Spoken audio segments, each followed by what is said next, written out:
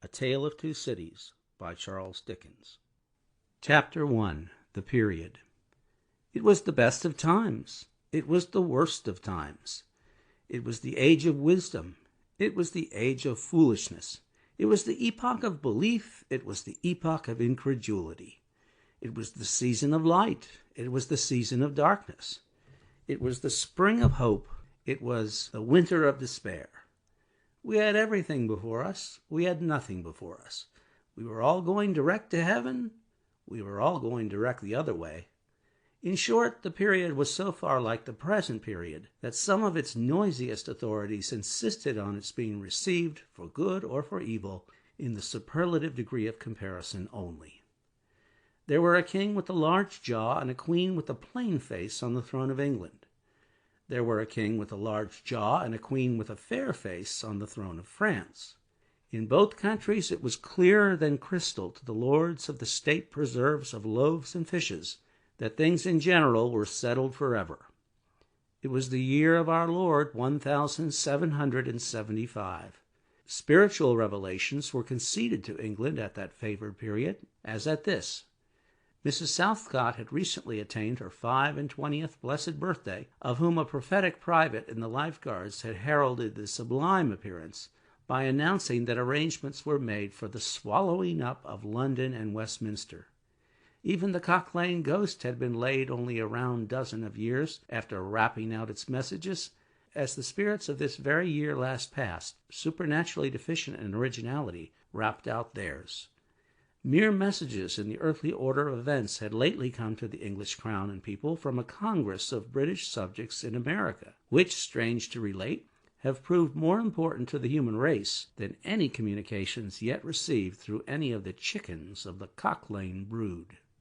France, less favored on the whole as to matters spiritual than her sister of the shield and trident, rolled with exceeding smoothness downhill, making paper money and spending it. Under the guidance of her Christian pastor, she entertained herself, besides, with such humane achievements as sentencing a youth to have his hands cut off, his tongue torn out with pincers, and his body burned alive, because he had not kneeled down in the rain to do honor to a dirty procession of monks which passed within his view at a distance of some 50 or 60 yards.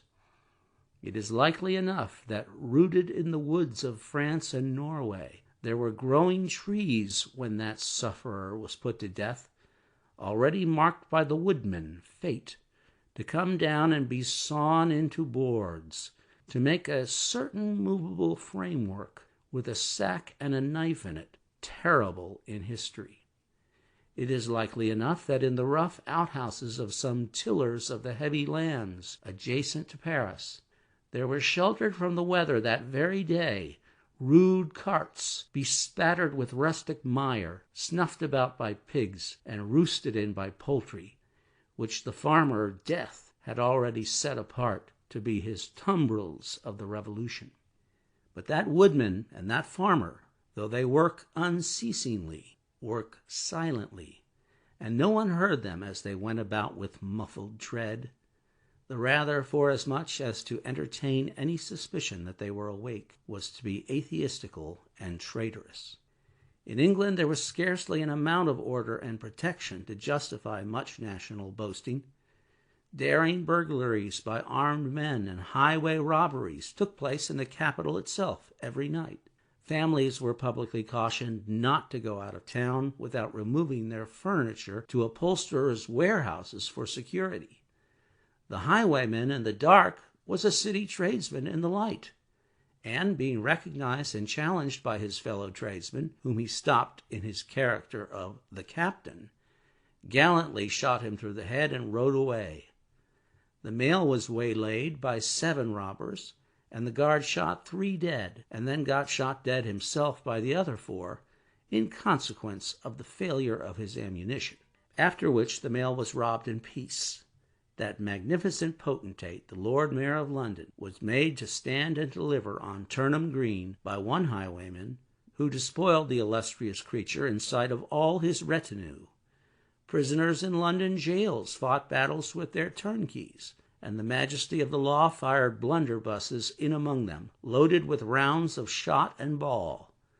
Thieves snipped off diamond crosses from the necks of noble lords at court drawing-rooms. Musketeers went into St. Giles to search for contraband goods, and the mob fired on the musketeers, and the musketeers fired on the mob, and nobody thought any of these occurrences much out of the common way. In the midst of them, the hangman, ever busy and ever worse than useless, was in constant requisition, now stringing up long rows of miscellaneous criminals, now hanging a housebreaker on Saturday who had been taken on Tuesday, now burning people in the hand at Newgate by the dozen, and now burning pamphlets at the door of Westminster Hall. Today taking the life of an atrocious murderer, and tomorrow of a wretched pilferer who had robbed a farmer's boy of sixpence. All these things, and 1,000 like them, came to pass in and close upon the dear old year 1775. Environed by them, while the woodman and the farmer worked unheeded, those two of the large jaws and those other two of the plain and the fair faces trod with stir enough, and carried their divine rights with a high hand. Thus did the year 1775 conduct their greatnesses, and myriads of small creatures, the creatures of this chronicle among the rest, along the roads that lay before them. End of chapter.